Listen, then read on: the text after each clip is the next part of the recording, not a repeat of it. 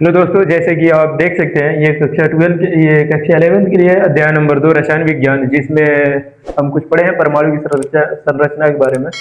Electron, proton, neutron के बारे में हम लोग पढ़ चुके हैं और परमाणु किसे कहते हैं ये भी हम जान चुके हैं। ओके, तो आज की क्लास हम स्टार्ट करने वाले हैं। जस्ट आगे नेक्स्ट आप लोग टॉपिक बनाइएगा भाई, कोष। ठीक है, कोष किसे कहते हैं? सबसे पहली बात आप हेडिंग बना ले, कोष किसे कहते हैं। आज की क्लास में हम लोग पढ़ेंगे कोष, उपकोष और कक्षक, ये सब के बारे में। ठीक है, हेडिंग बना ले, कोष। सबसे पहली बात, कोष कहते किसे हैं? आपसे कोई पूछे कोष किसे कहते हैं तो आप सिंपल बताइएगा कि कोष जो होता है परमाणु नाभि के बाहर का वो विशाल क्षेत्र होता है। ठीक है, एक बड़ा सा क्षेत्र होता है जिसे हम क्या कहते हैं, जिसमें इलेक्ट्रॉन, ठीक है, निश्चित रूप से पाए जाते हैं, उसे हम क्या कहते हैं? कोष कहते हैं। कहने का मतलब ये है कि कोष उसे कहते हैं जिसमें इलेक्ट्रॉन निश्चित रूप से पाए जाते हैं, उसे हम क्या कहते हैं भाई? कोष कहते हैं। आपसे कोई भी पूछे कोष किसे कहते हैं तो आप सिंपल बोलिएगा कि कोष हम उसे कहते हैं जिसमें इलेक्ट्रॉन निश्चित रूप से पाए जाते हैं। और बेहतरीन तरीके से बोलना है तो बोलिएगा कि परमाणु नाभिक के बाहर का वह विशाल क्षेत्र जिसमें इलेक्ट्रॉन निश्चित रूप से पाए जाते हैं उसे हम कोष कहते हैं। ओके, तो क्या लिखेंगे इसका डिफिनेशन कोष में? परमाणु परमाणु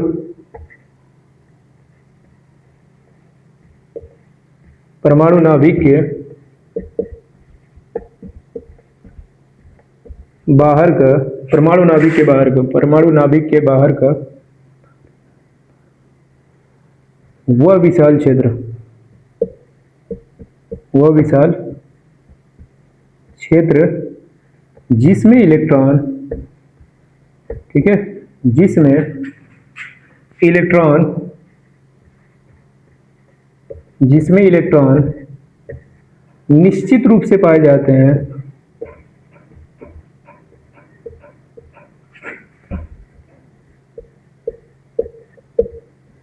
निश्चित रूप से पाए जाते हैं,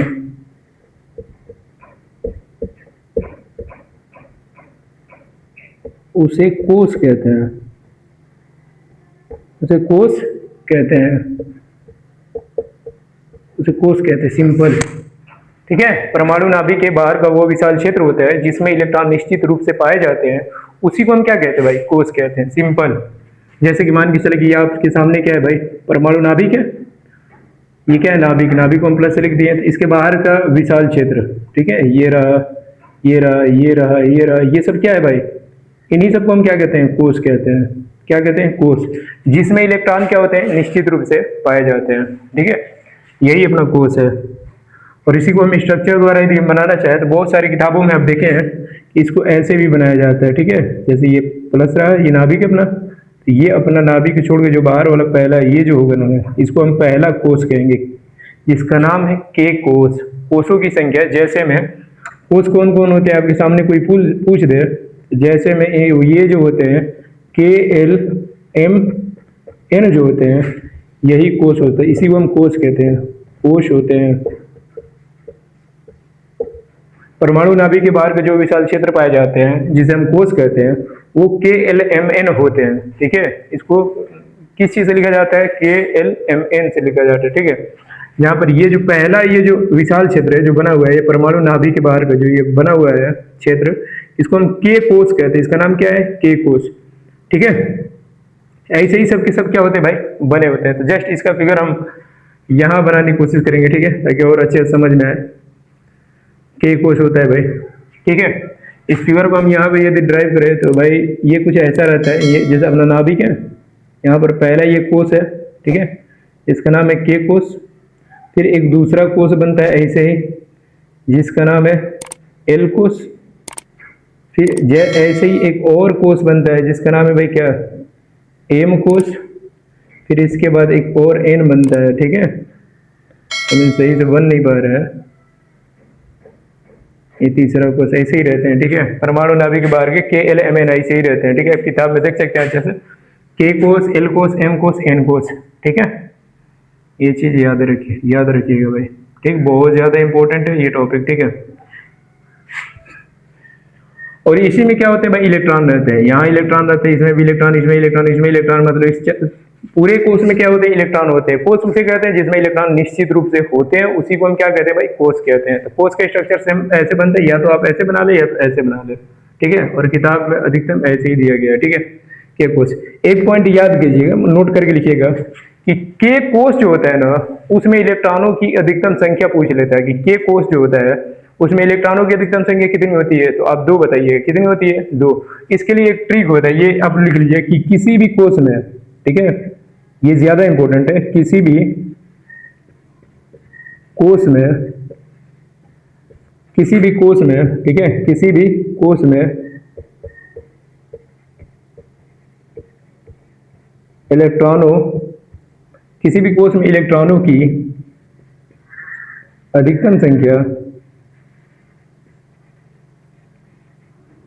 अधिकतम संख्या, किसी भी कोस में इलेक्ट्रॉनों की अधिकतम संख्या जो होती है ना, वो 2n स्क्वायर होती है, 2n स्क्वायर होती है। क्या होती है? होती है। अब लिख सकते हैं किसी भी कोस में इलेक्ट्रॉनों की अधिकतम संख्या क्या होती है भाई?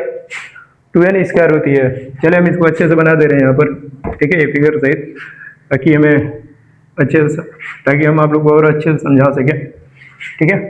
देखिए यहाँ पर क्या होता है भाई, 2n स्क्वायर होती है, होती है, ठीक।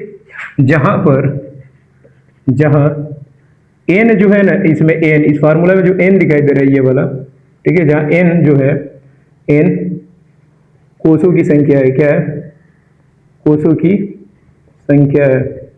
अब इस सूत्र की सहायता से अब इस सूत्र की सहायता से आप बता सकते हैं कि k कोष या l कोष या m कोष या n कोष में इलेक्ट्रॉनों की अधिकतम संख्या कितनी होगी, ठीक है। तो चले देखते हैं फिर ये फिगर को यहाँ पर अच्छे से ड्राइव करें हम। जैसे सपोज करिए अपना नाभिक है, इसके बाद जो ये पहला कोष है भाई, उसके बाद ये दूसरा कोष है, इसके पास ये रहा अपना तीसरा कोष, इसके पास ये रहा चौथा कोष, ठीक है।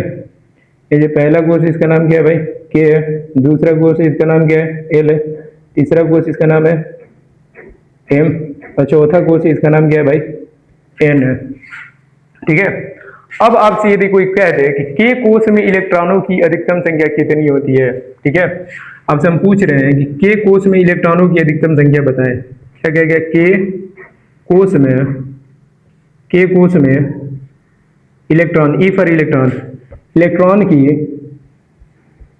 अधिकतम संख्या, अधिकतम संख्या, के कोष में इलेक्ट्रॉन की अधिकतम संख्या कितनी होगी, आप बता दें। के कोष में इलेक्ट्रॉनों की अधिकतम संख्या कितनी होती है, यदि आपसे कोई पूछे तो सिंपल बस ये बात याद रखिएगा, फार्मूला हम क्या बताए थे भाई? 2n स्क्वायर से निकालेंगे किसी भी कोष में, 2n स्क्वायर, ये फार्मूला यूज कीजिए। के कोष की बातें किया है ना, तो 2 रखे यहाँ पर, इंटू ये बताएं, इंटू लगा दें, मतलब 2 गुणे n से, ठीक है, तो 2 गुणे n। के कौन सा कोष है? तो नंबर 1 वाला कोष है। देख सकते हैं नाभिक के जस्ट करीब जो आता है वो पहला कोष होता है, ठीक है। ये 1 नंबर कोष है, ये 2 नंबर है, ये 3 नंबर है, और ये कितना है? 4 नंबर कोष है, ठीक है।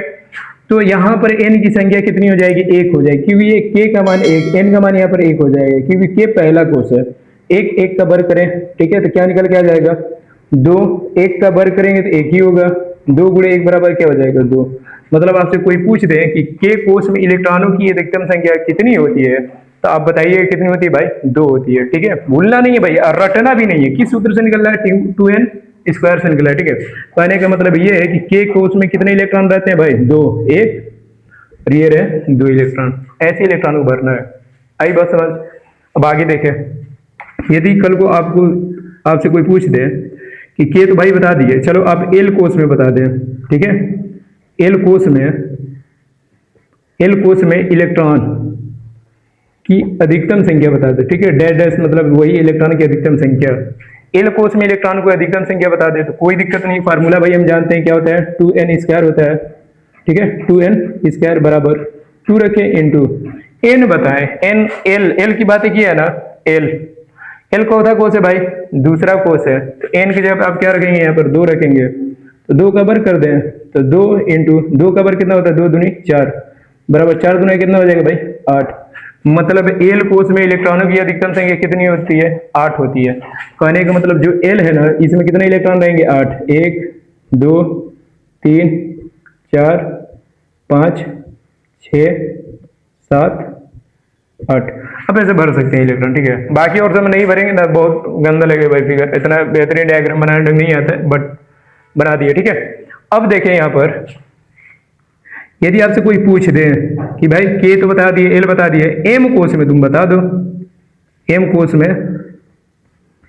कोश में इलेक्ट्रॉनों की अधिकतम संख्या बता दो, इलेक्ट्रॉनों की अधिकतम संख्या, एम कोश में इलेक्ट्रॉनों की अधिकतम संख्या बता दो कितनी होगी। तो कुछ नहीं करना भाई, रटने की कोई जरूरत नहीं है, 2n² बोलो डायरेक्ट। एम चौथा कोश है भाई, 3 नंबर वाला है, तो 2 इंटू एन की जगह पे क्या रखो 3, 3 का स्क्वायर कर दो, कितना आ जाएगा 2 गुणे 3 का स्क्वायर करो कितना हो जाएगा 9, और 2 9 कितना हो जाएगा भाई 18। मतलब ये मालूम चला कि के में 2 इलेक्ट्रॉन अधिकतम होंगे, फिर एल में कितने इलेक्ट्रॉन होंगे 8 होंगे, एम में कितना होंगे 18 होंगे। तो आप लोग के लिए ऐसे ही एक काम है भाई कि आप एन कोश में, ठीक है, एन कोश में इलेक्ट्रॉनों की अधिकतम संख्या, इलेक्ट्रॉनों की अधिकतम संख्या आप लोग डायरेक्ट बताएं, कौन फार्मूला से 2n² से, एन की जगह पे आप 4 रखिएगा और बताइएगा क्या होगा, ठीक है। तो आई मीन बातें समझ में आया होगा, हम लिख दे रहे हैं, इसका मान डायरेक्ट लिख दे रहे हैं हम 32 होगा, ठीक है। के कोश में आपसे कोई पूछे इलेक्ट्रॉनों की अधिकतम संख्या कितनी होती है, तो 2 होती है, रटना नहीं है किस फार्मूला से निकला 2n² से, ठीक है। आगे है, आपसे कोई पूछ दे कि एल कोश में इलेक्ट्रॉनों की अधिकतम संख्या कितनी होती है, तो भाई 8 होती है। फिर एम कोश में इलेक्ट्रॉनों की अधिकतम संख्या कितनी होती है, तो भाई 18 होती है। फिर इसके बाद कौन बचा भाई, एन बचा। एन कोश में इलेक्ट्रॉनों की अधिकतम संख्या कितनी होती है भाई, तो 32 होती है। के एल एम एन यही होती है कोश, ठीक है। कोश कहते किसे हैं, कोश उसे कहते हैं कि ये परमाणु नाभिक के बाहर का विशाल क्षेत्र होता है, विशाल क्षेत्र होता है जिसमें इलेक्ट्रॉन निश्चित रूप से पाए जाते हैं, उसी को हम कोश कहते हैं। जैसे में के एल एम एन क्या है भाई, कोश होते हैं। के कोश में इलेक्ट्रॉन 2 पाए जाते हैं, एल में 8 पाए जाते हैं, एम में 18 पाए जाएंगे, एन में 32 पाए जाएंगे। ये रहा कुछ ऐसा फिगर है भाई, उतना सही तो नहीं बनाया बट ठीक है समझने के लिए, ठीक है। आप लोग उतार लीजिए, नेक्स्ट टॉपिक पे हम चलते हैं, आई मीन स्क्रीनशॉट ले लीजिए, चलते हैं हम नेक्स्ट टॉपिक जिसका नाम है भाई उपकोश। कोश के बाद उपकोश हेडिंग बना लीजिए। और आज का क्लास भाई बहुत ज्यादा इंपॉर्टेंट है, ठीक है। यहाँ से क्वेश्चन बनते ही बनते हैं, ठीक, इससे इलेक्ट्रॉनिक विन्यास भी किया जाता है, ठीक है। इसी को बोरबरी ने बताया था, बोरबरी के आप नियम पढ़ेंगे, ठीक है, जिसको बोरबली भी कहा जाता है, बताएंगे आगे इसी क्लास में। तो आप लोग उतार लीजिए, स्क्रीनशॉट ले लीजिए, चलते हैं नेक्स्ट टॉपिक की तरफ।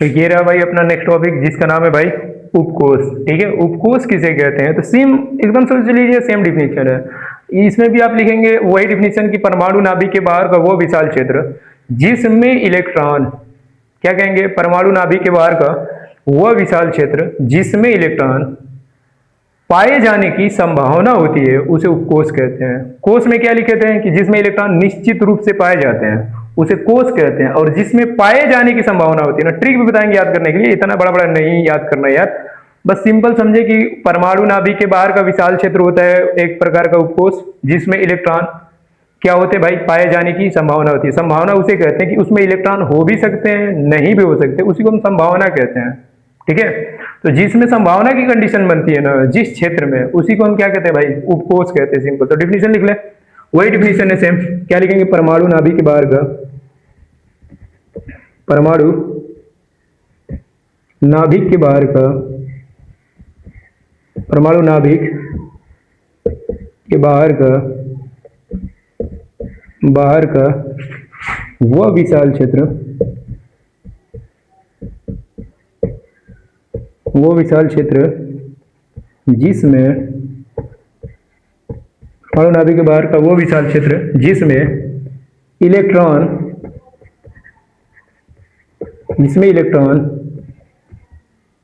पाए जाने की, ठीक है, पाए जाने की, जिसमें इलेक्ट्रॉन पाए जाने की, जिसमें इलेक्ट्रॉन पाए जाने की संभावना होती है, ठीक है, संभावना होती है ना, होती है, जिसमें इलेक्ट्रॉन की पाए जाने क्या होती है भाई, संभावना होती है, उसी को हम क्या कहते हैं भाई, संभावना होती है। उसी को हम क्या कहते हैं भाई, उपकोष कहते हैं। परमाणु नाभिक के बाहर का वो विशाल क्षेत्र जिसमें इलेक्ट्रॉन पाए जाने की भाई संभावना होती है, ठीक है, संभावना होती है, उसी को हम क्या कहते हैं भाई, उपकोष कहते हैं, ठीक है। कौन कौन होते हैं भाई उपकोष? जैसे मैं आपसे कोई पूछ दे कि जैसे में उपकोष कौन कौन होते हैं, तो एस, पी, डी और एफ, ये जो होते हैं ये उपकोष होते हैं। आपसे बोल दे कि उपकोष होते कौन है, तो आप बताइएगा कि एस, पी, डी, एफ उपकोष होते हैं, ठीक है। कौन कौन भाई उपकोष होते हैं? एस, पी, डी, एफ, ये क्या है भाई, अपना उपकोष है, ठीक है। एस, पी, डी, एफ, इसमें इलेक्ट्रॉन पाए जाने की संभावना होती है। कहने का मतलब ये है कि इसमें इलेक्ट्रॉन हो भी सकते हैं और नहीं भी हो सकते हैं, उसी को हम उपकोष कहते हैं, ठीक है। ज्यादा कोई खास नहीं है इसमें। और क्या पूछा जा सकता है कि एस है, इसे हम एस उपकोष कहते हैं, पी को हम क्या कहते हैं, पी उपकोष, डी को हम डी उपकोष कहते हैं, एफ को एफ उपकोष के नाम से हम जानते हैं, ठीक है। यहाँ पर क्या बात है कि ये पूछा जाता है कि एस उपकोष में इलेक्ट्रॉनों की अधिकतम संख्या कैसे होती है, कितनी होती है। जैसे कि आप कोष में पढ़े थे कि के कोष में इलेक्ट्रॉनों की अधिकतम संख्या आप निकाले थे, वैसे ही आपसे कोई पूछ दे कि एस कोष में एस उपकोष में इलेक्ट्रॉनों की अधिकतम संख्या कितनी होती है, तो नोट डाउन कर ले, कोई दिक्कत नहीं है, सब चीज XYZ पढ़ लिया जाए। एस उपकोष में, ठीक है, क्या लिखेंगे, एस उपकोष में, ये नोट है भाई, एस उपकोष में, एस उपकोष में इलेक्ट्रॉन की अधिकतम संख्या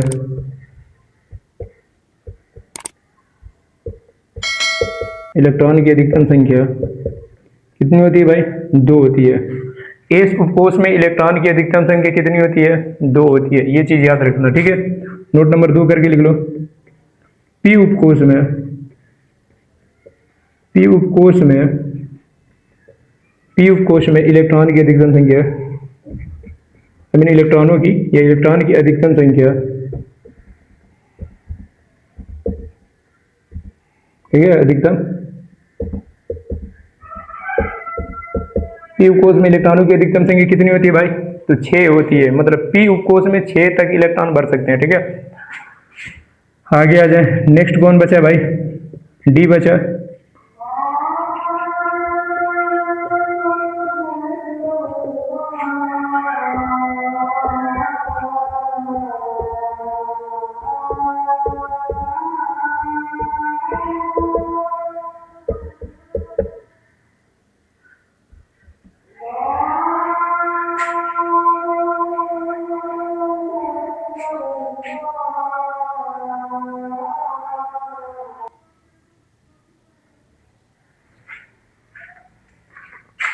आगे चलते हैं भाई, नेक्स्ट नोट अपना क्या है भाई, डी तक हो गया भाई। एफ उपकोष में पूछा जाता है भाई, एफ उपकोष में, ठीक है, एफ उपकोष में इलेक्ट्रॉन की अधिकतम संख्या, इलेक्ट्रॉन की अधिकतम संख्या कितनी होती है भाई, अधिकतम संख्या। तो एफ उपकोष की जब बातें करेंगे ना, एफ उपकोष में, तो इसमें इलेक्ट्रॉन की अधिकतम संख्या 14 होती है। कितनी होती है भाई, आई मीन 14 होती है, ठीक है। ये चीजें याद रख लेना बस। उपकोष में, एस उपकोष में इलेक्ट्रॉनों की अधिकतम संख्या 2, पी में कितनी होती है भाई, 6 होती है, डी में कितनी होती है, 10 होती है, एफ में कितनी होती है भाई, 14 होती है, ठीक है, आई मीन 14 होती है। कैसे होती है भाई, तो सिंपल देखें, इसको हम ऐसे लिख सकते हैं कि एस में 2 तक इलेक्ट्रॉन भर सकते हैं, पी में 6 तक इलेक्ट्रॉन भर सकते हैं ऐसे, डी में 10 तक इलेक्ट्रॉन भर सकते हैं, ठीक है, 10। इसका मतलब 14, मतलब एफ में 14 तक इलेक्ट्रॉन भर सकते हैं, मतलब 1 से लेकर 14 तक इलेक्ट्रॉन भर सकते हैं। जितनी आवश्यकता होगी वैसे इलेक्ट्रॉन भरे जा सकते हैं, ठीक है। इसकी सहायता से भी इलेक्ट्रॉनिक विन्यास किया जाता है, ठीक है। इसी के अनुसार एक अबाउ जर्मन लैंग्वेज है, ठीक है, वैज्ञानिक नहीं है, अबाउ सिद्धांत है, ठीक है। इसी के अनुसार इलेक्ट्रॉनिक विन्यास इसने मतलब क्या किया था, इस लैंग्वेज के अनुसार सजाया था। इसी को देखते हुए, ठीक है, किसको देखते हुए भाई, उपकोष के देखते हुए एक नियम दिया था, नियम नहीं मतलब एक सूत्र विस्थापित किया था, जिसके सहायता से हम क्या करते हैं भाई, किसी भी तत्वों का इलेक्ट्रॉनिक विन्यास कर सकते हैं और इजीली बता सकते हैं कि वह तत्व पीरियोडिक टेबल आवर्त सारणी में, ठीक है, किस स्थान पर है, मतलब वो एस ब्लॉक का है कि पी ब्लॉक का है, डी ब्लॉक का है, ये सब बताने वाला भाई यही है एसपीडीएफ। इसकी सहायता से हम इजीली बता सकते हैं कि कोई भी तत्व मेंडलीव की आवर्त सारणी आई मीन पीरियोडिक टेबल में कौन तत्व कहाँ पर है, किस ब्लॉक का है। आई बात समझ में? तो उपकोष की सहायता से हम कर सकते हैं। और इससे रिलेटेड क्या पूछा जा सकता है भाई, और ये पूछा जा सकता है, वेरी इंपॉर्टेंट बात है, कि एस उपकोष की जो आकृति होती है वो कैसी होती है, मतलब एस की आकृति कैसी होती है। ठीक है, तो याद रखिएगा एस उपकोष की आकृति लिख ले, ये भी नोट बहुत इंपॉर्टेंट है भाई। एस उपकोष की आकृति जो होती है भाई, आकृति मतलब बनावट, एस उपकोष की जो आकृति होती है वो गोलाकार होती है। कैसी होती है? गोलाकार, गोल होती है। एस उपकोष की आकृति कैसी होती है? तो गोलाकार होती है। आप यहाँ पे लिख ले, इसका नाम क्या है भाई? गोलाकार, गोलाकार।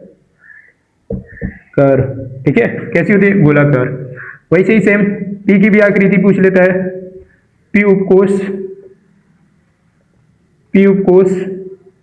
की आकृति कैसी होती है भाई? पी उपकोष की आकृति आई मीन संरचना कैसी होती है भाई?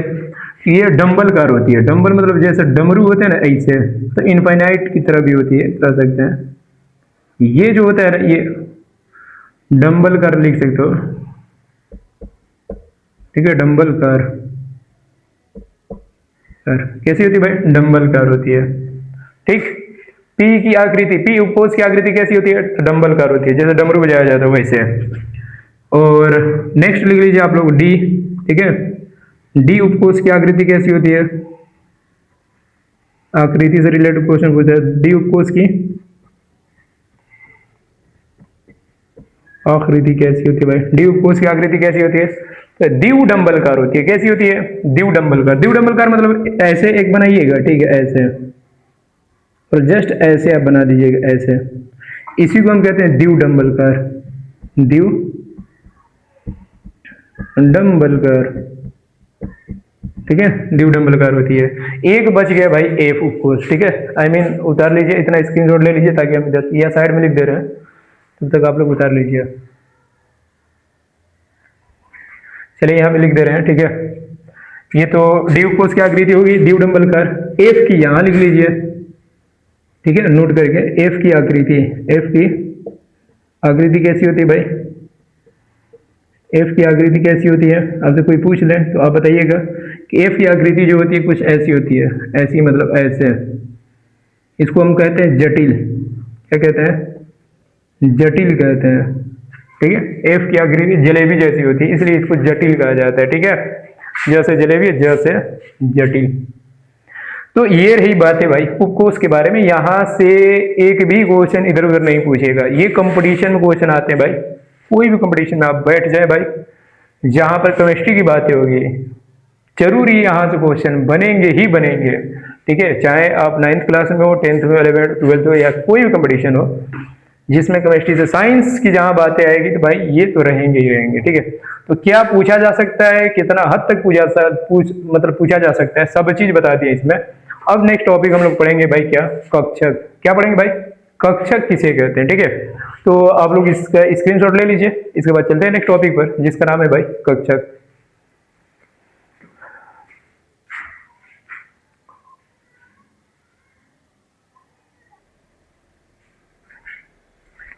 चलते हैं फिर नेक्स्ट टॉपिक की तरफ। ठीक है, जिसका नाम है भाई कक्षक। आप लोग हेडिंग बना ले भाई, कक्षक।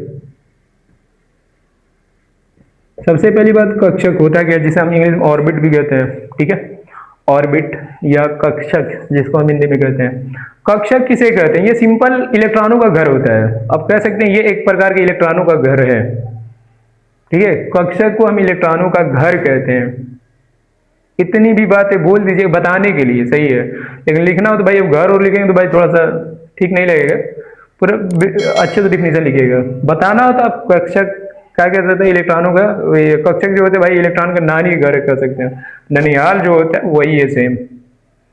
ठीक है, जैसे कि सिंपल कक्षक किसे कहते हैं, तो आप ये बताइएगा कि परमाणु नाभिक के बाहर का वो विशाल क्षेत्र। जो डिफिनेशन कोष का है, उपकोष का, वही जस्ट कक्षक का है। बस बात इलेक्ट्रॉन की है कि इलेक्ट्रॉन कैसे करते हैं रिएक्ट इनके साथ।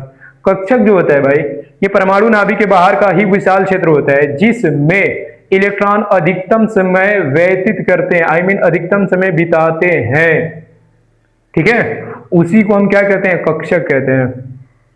आई बात समझ। आपसे कोई पूछ दे भाई कक्षा किसे कहते हैं, आप सिंपल बताइएगा कि ये परमाणु नाभिक के बाहर का विशाल क्षेत्र होता है जिसमें इलेक्ट्रॉन अधिकतम समय क्या करते हैं भाई, व्यतीत करते हैं या मीन बिताते हैं, उसी को हम क्या कहते हैं, कक्षक कहते हैं। लिख लें डिफिनेशन, क्या लिखेंगे, परमाणु नाभिक, परमाणु नाभिक के बाहर का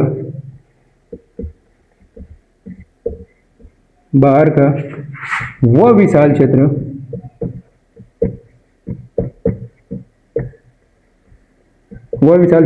जिसमें इलेक्ट्रॉन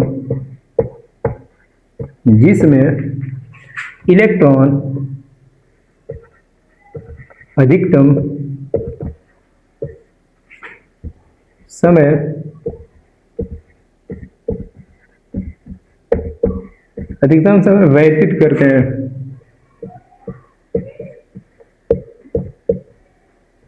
उसे कक्षक कहते हैं।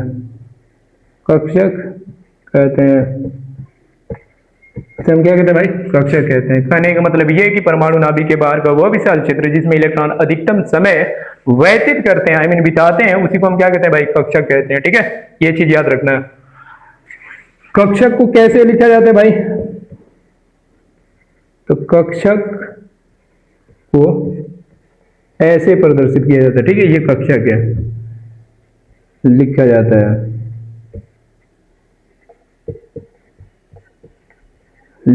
क्या मतलब शॉर्ट में इसको बनाया जाता है। कक्षक का डायग्राम ये होता है। ठीक है, इसमें इलेक्ट्रॉन पाए जाते हैं।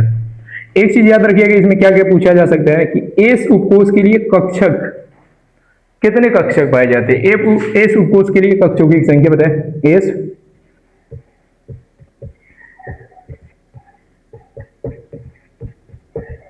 उपकोष के लिए कक्षकों की संख्या, ठीक है, कक्षकों की संख्या, ये पूछा जा सकता है कि एस उपकोष के लिए भाई कक्षकों की संख्या कितनी होती है, तो आप बताइएगा 1 होती है, ऐसे। ठीक है, एस उपकोष के लिए कक्षकों की संख्या कितनी होती है, 1, मतलब 1 डब्बा बनेगा ऐसे। ठीक है, इसी में इलेक्ट्रॉन रहते हैं, आगे बताएंगे कैसे रहते हैं ये सब। ठीक है, इसके बाद आता है पी उपकोष, लिख ले इसके बारे में भी। पी उपकोष के लिए कक्षकों की संख्या,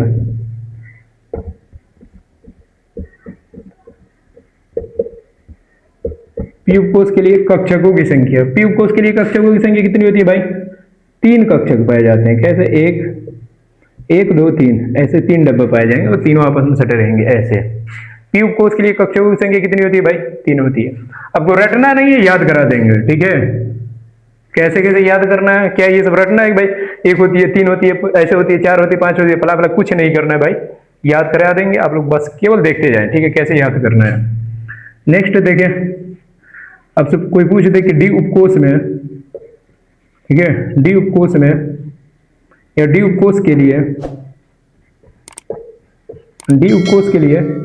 कक्षकों की संख्या बता दें। डी उपकोष के लिए कक्षकों की संख्या, डी उपकोष के लिए जो कक्षक होते हैं ना, इनकी संख्या 5 होती है, ऐसे बना लें। 1 कक्षक, 2 कक्षक, 3 कक्षक, 4 कक्षक, 1 2 3 4 5 कक्षक हुए। डी के लिए 5 कक्षक होते हैं। फाइनल जो बच गया भाई, ये एफ उपकोष है।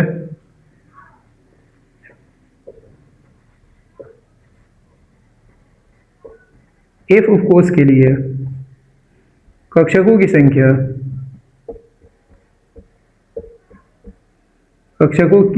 ठीक है, कक्षकों की संख्या, एफ उपकोष के लिए कक्षकों की संख्या जो होती है भाई, ये 7 होती है। ऐसे करके 7 खाना बनाना पड़ेगा डब्बा, 1 3 4, 1 2 3 4 5। ठीक है, हाफ बट 6, आगे चले ये 7। एफ उपकोष के लिए कितने कक्षक होते हैं भाई, तो एफ उपकोष के लिए कक्षकों की संख्या जो होती है भाई, ये कितनी होती है, 7 होती है। एस के लिए कितनी होती है, तो 1 होती है। पी के लिए कितनी होती है, तो 3 होती है। डी के लिए कितनी होती है, तो 5 होती है। एफ के लिए कितनी होती है भाई, तो 6 होती है। कैसे याद करना है कि भाई, कैसे हम याद करेंगे, एस के लिए 1, पी के लिए 3, कुछ नहीं करना है। आप बस खाली इतना याद रखिएगा कि एस में 2 इलेक्ट्रॉन भरे जाते हैं, पी में 6 भरे जाते हैं, डी में 10 भरे जाते हैं और एफ में 14 इलेक्ट्रॉन भरे जाते हैं। और इनको देखते हुए, मतलब जो यहाँ पर इलेक्ट्रॉन भरे गए इनको देखते हुए कक्षकों की संख्या बनाई जाती है। मतलब एस के लिए पूछा जाएगा तो एस के आधा, जितने इलेक्ट्रॉन भरे जाएंगे इनके आधा कक्षक बनाए जाते हैं। जैसे एस में 2 है, 2 के आधा कितना होगा, 1 होगा, तो एस के लिए एक कक्षक बनाएंगे। पी में कितने इलेक्ट्रॉन भरे जाते हैं, 6 भरे जाते हैं, तो 6 के आधा कितना होगा, 3 होगा, तो पी के लिए कक्षकों की संख्या कितनी होगी, 3। बस डी के लिए भाई, तो डी में 10 इलेक्ट्रॉन भरे जाते हैं। ठीक है, ये चीज याद कर लो, ये आप लोग कर लेंगे। ठीक है, और एक चीज याद रखिएगा, जो कक्षक में इलेक्ट्रॉन भरे जाते हैं वो ऐसे भरे जाते हैं, एक ऐसे और दूसरे का नाम ऐसे। ठीक है, दूसरा ऐसा भरा जाएगा। ठीक, जिसमें जो ऐसे है इसको हम कहते हैं क्लॉकवाइज। ठीक है, क्लॉकवाइज मतलब वो घड़ी की सुई की दिशा में, उसे हम क्लॉकवाइज कहते हैं। और इसे कहते हैं एंटी क्लॉकवाइज, जो ऐसे इलेक्ट्रॉन भरे जाएंगे उसको हम कहते हैं एंटी क्लॉकवाइज। ठीक है, इसका नाम है एंटी क्लॉकवाइज, इसका नाम एंटी क्लॉकवाइज। और एक कक्षक में 2 से अधिक इलेक्ट्रॉन नहीं भरे जाएंगे। ये नहीं कि जैसे आपके सामने यहाँ पर कहीं ऐसे कक्षक बने तो धागे ऐसे 1 2 3 ऐसे कर दे, बिल्कुल ना भाई, 1 2 और यहाँ पर फिर ऐसे भर दें, फिर ऐसे भर दें, मतलब ये आपके सामने ऐसे कक्षक दिया गया है। अब ये मत कीजिए 1 2 3 4 ऐसे करके भर दे ना, कभी जिंदगी में मत भरिएगा भाई। ठीक है, ये चीजें नोट करके लिख लेना तो आप भर सकते हैं। ठीक है, नोट करके ये लिखिएगा कि एक कक्षक में, ठीक है, एक कक्षक में 2 से अधिक, ठीक है, ये चीज ये लिखिएगा, 2 से अधिक इलेक्ट्रॉन नहीं भरे जाते हैं, नहीं भरे जाते हैं। कितने अधिकतम भर सकते हैं, 2। मिनिमम कितने भर सकते हैं, 1, या तो कुछ भी मत भरे डायरेक्ट। जैसे एस के लिए 2 भरना, 2 भर दिए, पी के लिए 6 भरना इलेक्ट्रॉन, तो 6 भरे। इसमें इलेक्ट्रॉन कैसे भरेंगे, 1 2 3 4 5 6। एक कक्षक में कितने इलेक्ट्रॉन हुए, 2, इसमें भी 2, इसमें 2, टोटल 6 हो गए इलेक्ट्रॉन, गिन सकते हैं आप 6। डी के लिए भरना है तो 10 इलेक्ट्रॉन भरना है, कैसे भरेंगे, 1 2 3 4 5 6 7 8 9 10 भर गए। ऐसे एफ के लिए भरना है तो भाई 14 इलेक्ट्रॉन भरना है, कैसे भरोगे, 1 2 3 4 5 6 इलेक्ट्रॉन भर गए। 7वां इलेक्ट्रॉन जब यहाँ आना तो एंटी क्लॉक, 7 8 9 10 11, अरे भाई कहाँ, 1 2 3 4 5 6 हो गया, 7 8 9 10 11 12। ठीक है, 12 तक इलेक्ट्रॉन टोटल गिनो गया, 2 2 6 2 3 14 14 2 5 2 12। कितने इलेक्ट्रॉन भरना है, 14 इलेक्ट्रॉन भरना। कितना है भाई, 1 2 3 4 5 6 है, इसीलिए गड़बड़ हो रहा था। एक और कक्षक बना लो, बाकी इलेक्ट्रॉन इसमें जाएंगे। 12 कैसे इलेक्ट्रॉन भरे जाएंगे, टोटल 14 इलेक्ट्रॉन है, यहाँ पे गिनती हो रहा था तो कितने इलेक्ट्रॉन पाए जा रहे थे, 12 पाए जा रहे थे। तो कक्षकों की संख्या एफ में 7 होती है, हम 6 ही बनाए थे, जिसकी वजह से यहाँ पे 12 इलेक्ट्रॉन दिखाई दे रहा था। बनाना कितना है एफ के लिए, 14, क्योंकि 7 कक्षक बनाना है। एफ के आधा करोगे तो कितना, मतलब इलेक्ट्रॉनों की आधा, एफ में 14 इलेक्ट्रॉन भरे जाएंगे, 14 का आधा कितना होता है भाई, 7 होता है। तो 7 कक्षक बनेंगे, हम 6 ही बनाए थे, जिसकी वजह से क्या हो रहा था भाई, गलती हो रहा था। अब सही है, इलेक्ट्रॉन भर गए हैं। ठीक है, अच्छा एक चीज आप नोटिस किए हैं कि जब हम इलेक्ट्रॉन को भर रहे थे, ठीक है, जैसे हम पी की बातें करें, यहाँ पर पी में 3 कक्षक हैं, तो पहला यदि हम 6 इलेक्ट्रॉन पी में, यदि हम पी में 6 इलेक्ट्रॉन भरे तो हम कैसे भर रहे थे, 1 भर रहे थे, 2 भर रहे थे, 3 भर रहे थे, फिर तब जाके एंटी भर रहे थे, 4 5 6। मतलब पहले हम क्लॉकवाइज भर रहे थे सब में एक एक, फिर इसके बाद एंटी क्लॉकवाइज भर रहे थे, आई मीन उल्टा। आखिर में ऐसा क्यों भर रहे थे, तो इसको समझने के लिए अपना नेक्स्ट वीडियो आएगा, ठीक है, बने रहिएगा आप लोग। अब तब तक आप लोग स्क्रीनशॉट ले लीजिए, इतना काफी है भाई। इसके बाद नेक्स्ट वीडियो हम बताएंगे कि आखिर में इसमें कक्षक में इलेक्ट्रॉन सबसे पहले क्लॉकवाइज भरे गए हैं, तब जाके एंटी क्लॉकवाइज। कभी भी ऐसे कक्षक में इलेक्ट्रॉन नहीं भरे जाते, जैसे ये है, ये 3 ना, तो आप ये मत करिए कि यहाँ पर ऐसे 2 3 4 5 6 ऐसे कभी भी इलेक्ट्रॉन नहीं भरे जाते, ये गलत नियम है। नियम ये कहता है कि खतरनाक तरीके से आपके सामने ऐसे 3 है तो पहले ऐसे भरे, 1 2 3, तब जाके उल्टा है 4 5 6, ठीक है, ऐसे भरेंगे तो सही होगा। बट इसको देने वाला एक वैज्ञानिक था, साइंटिस्ट है, इसके बारे में हम बताएंगे, ठीक है, नेक्स्ट वीडियो में। तब तक आप लोग उतार लीजिए।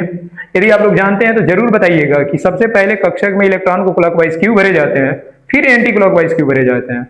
ठीक है, ये देने वाला वैज्ञानिक का नाम कमेंट में आप लोग जरूर बताइएगा। नहीं मालूम होगा तो कोई दिक्कत नहीं, कल की वीडियो में हम खुद बता देंगे। तब तक आप लोग स्क्रीनशॉट ले लीजिए। वीडियो सही लगा हो भाई तो लाइक जरूर कीजिएगा, कमेंट भी कीजिएगा और दोस्तों के साथ शेयर भी कीजिएगा, और वीडियो को पूरा वॉच कीजिए और अच्छे से नोट्स बनाइए और अच्छा मार्क्स लाइए एग्जाम में। ठीक है, तो मिलते हैं फिर नेक्स्ट वीडियो में, तब तक के लिए धन्यवाद। स्क्रीनशॉट ले लीजिए।